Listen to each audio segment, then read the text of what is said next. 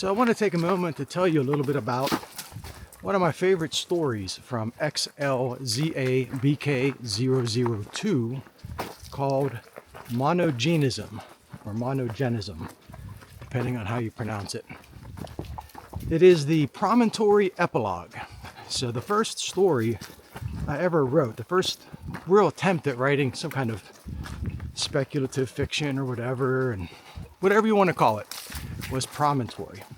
And Promontory was the story that made the backbone of my final album as a musician, also called Promontory. It was the first thing I ever wrote that got published, and it was published in Cursova. And it was a really big deal for me because the first thing I tried turned out pretty well. I like Promontory quite a bit. Whenever I was coming up with Promontory, I imagined it during a time in my life where I was doing a lot of running, jogging, outside, trail running and all that kind of stuff. And I imagined certain sequences, battle sequences taking place, and the battle sequences kind of formed the, kind of like the architecture, if you will, of quite a few of the things I've written. And Promontory was like a modern day sword and sorcery story, contemporary, urban fantasy, some people would call it. But the aesthetic was much more sword and sorcery. And as I was running and imagining the sequence of events that formed Promontory, I was always listening to music. I listened to mostly heavy metal when I run, mostly Manowar, come to think of it. And Manowar has a particular song that any Manowar fan knows and loves, and I think people that don't even like Manowar respect, called Kill with Power. I'm getting to Monogenism, just wait. So Kill with Power became a screenplay that I wrote. I took the ideas I had for Promontory before it was a story, before it was an album, and I wrote up a script, like a screenplay that I wanted to, at some point. I was living in California at the time. I thought it'd be very easy to make films. Of course, I was naive and it's not. But Kill with Power was going to be a movie that I wanted to make, turned into Promontory. Well, anyways, the sequence of events that takes place in my brain when I listen to Kill with Power starts off as a sword and sorcery tale, modern day, and it turns into a Japanese sci-fi epic. When I was growing up, I was listening because the soundtracks of these games are some of my favorite music of all time.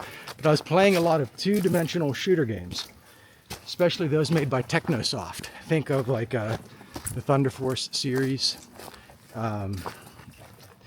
Eliminate Down, Glay Lancer, and then into stuff like Squaresoft's Einhander, Andro Dunos. If you know anything about the words I'm saying here, you might recognize them from some of the other things I've written, because I've tried to bring that stuff into my writing. Gotta tell you about Square Pusher a little bit. So if you know Square Pusher, you know why he's worth mentioning. If you don't know who Square Pusher is, best way I could describe his work really is, of all of the electronic musicians of the 90s, he's the only one that maintained his integrity. Not to say that Aphex Twin lost his integrity, but he tapered off and kind of tapered down a little bit in the last 15 years or so. Whereas Square Pusher has continued to build on what he started in the 90s. His music now is better than his music when he was a young person. By all bounds. I mean, it's just incredible. There's nobody else out there making music remotely similar to Square Pusher right now. So his last album came out as I started writing Monogenism. And I was playing it a lot as I was writing. I always listen to music when I'm writing, and that music always has an influence on me. The music that inspired Monogenism more than anything is Square Pusher. Wendorlin, again, I don't know how to pronounce these words. I can barely pronounce my name sometimes. But Wendorlin is a fantastic track of Square Pushers, and it's also the name of the enemy fleet that Joshua Day and Eliza combat in monogenism.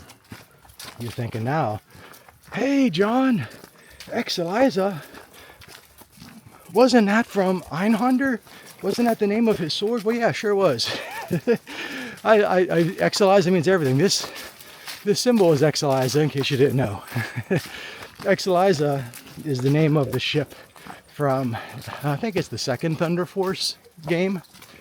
So even the dialogue that, it's starting to rain here, even the dialogue that you hear in the first or the second Thunder Force game is brought into the story of monogenism. So I named the ship Eliza.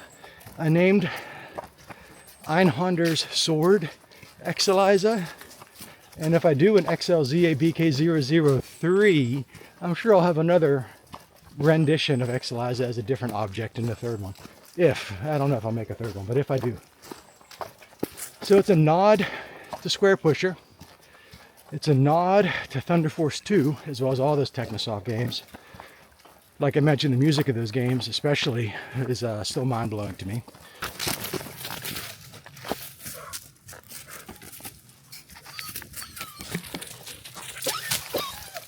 What in the world?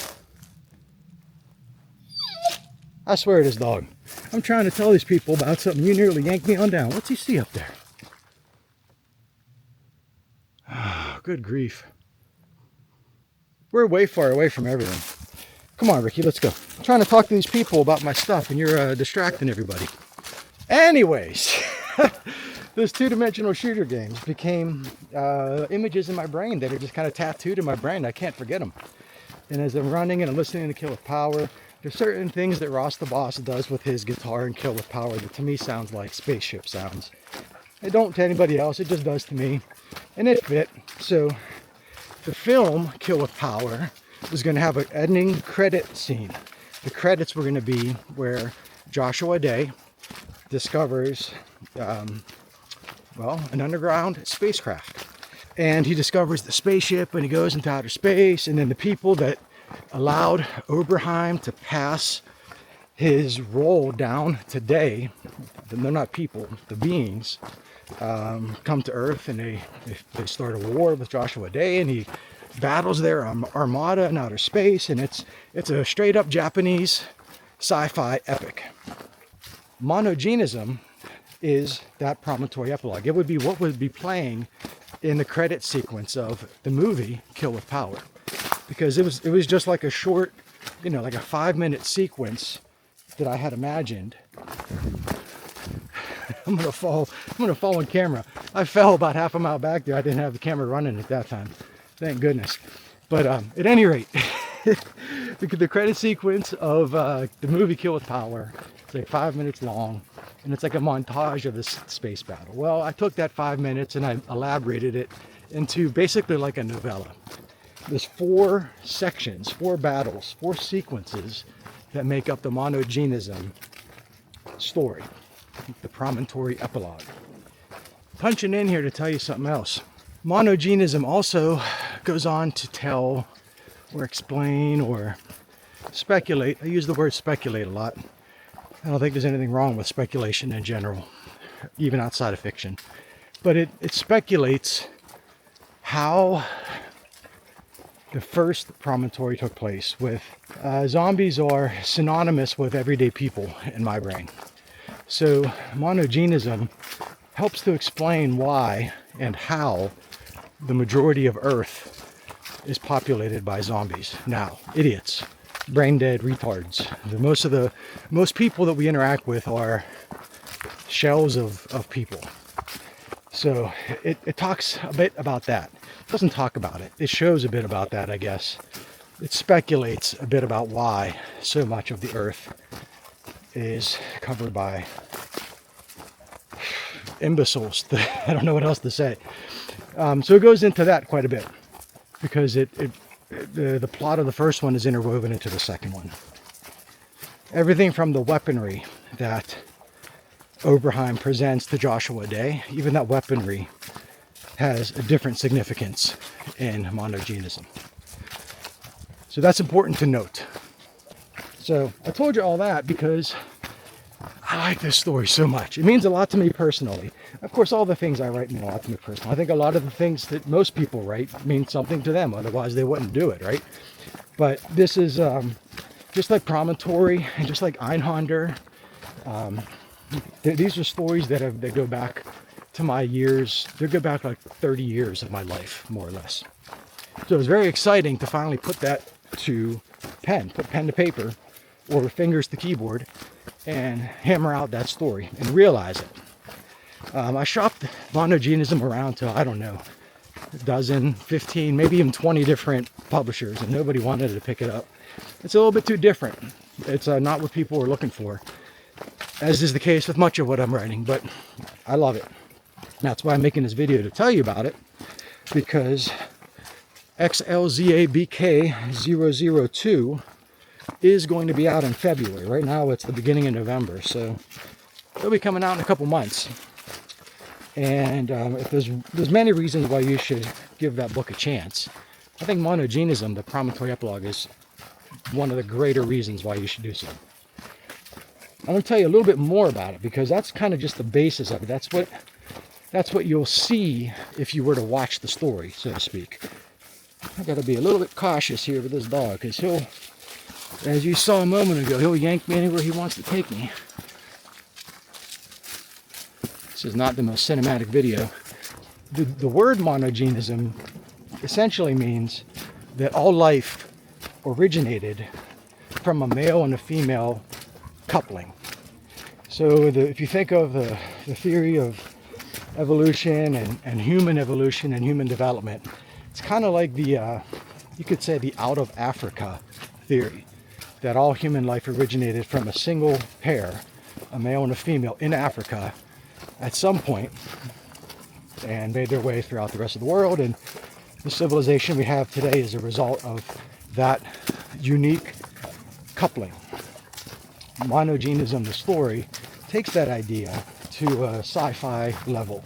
And I think that's the reason why a lot of people didn't get it. So I don't want to give too much of the story away, but Joshua Day, when he discovers this spaceship, he basically carries on, because the Earth is destroyed. If you read the first book, which hopefully you did, if you didn't, read it, but the Earth is pretty much wiped out at the end of Promontory. So Joshua Day carries on, you could say the human race, but essentially just the humanity. That's probably a better way to say it. He carries on humanity, because it's not so much a human race sort of a thing, but the life of Earth, human life on Earth, he brings it elsewhere with a very special coupling that gives rise to new worlds and so forth. I have trouble talking about this stuff, in case you didn't wonder. I could write about this without much difficulty, but I struggle to explain my ideas verbally for some reason. But there's a deliberate warping of perspective throughout the story. I'm talking about things that are small or large or near or far, and time, things that are recent or distant in time. This story deliberately warps that, or at least puts it in perspective that all of those things are relative. The microscopic and the macrocosmic are essentially equal in the way that this story views existence. And I try to use those ideas or those theories to my benefit as a storyteller to, I don't know, maybe make people think a little bit. And I think that's the other reason why I had trouble placing it with a publisher, is that most people that do anything sci-fi related now, they want environmental stories.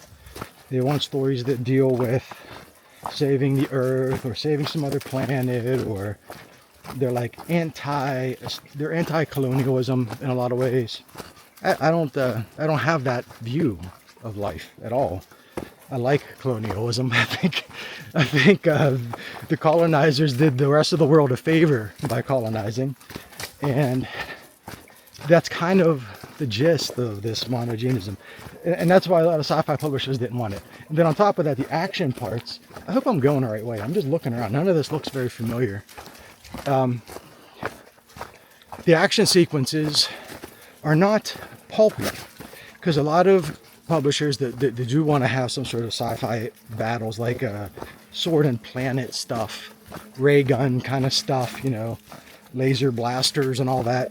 It's not like that. I don't really care for that. To me, that's just kind of like immature, to be honest with you. If I'm speaking frank with you, I think that type of sci-fi is just a little bit immature. So they weren't interested for that reason. Plus, all of the weirdness on top of those action sequences kind of turned off a lot of publishers, I think. This is a big long thing that you probably haven't even gotten to this point of the video. You probably saw me yapping and turned this off after the first minute or so, and I wouldn't blame you. But if you stuck around to this point, thank you for watching it. And the book will be out in February. There's 7 stories. I like them all quite a bit. They're all very special to me, but they're all different. They're all unique. Different times of history, different times of the world, different philosophical views of existence. And I like them all. They're all very special. So, XLZABK002 out in February. One of my favorites, Monogenism, the Promontory Epilogue. And that's all I got to say for now.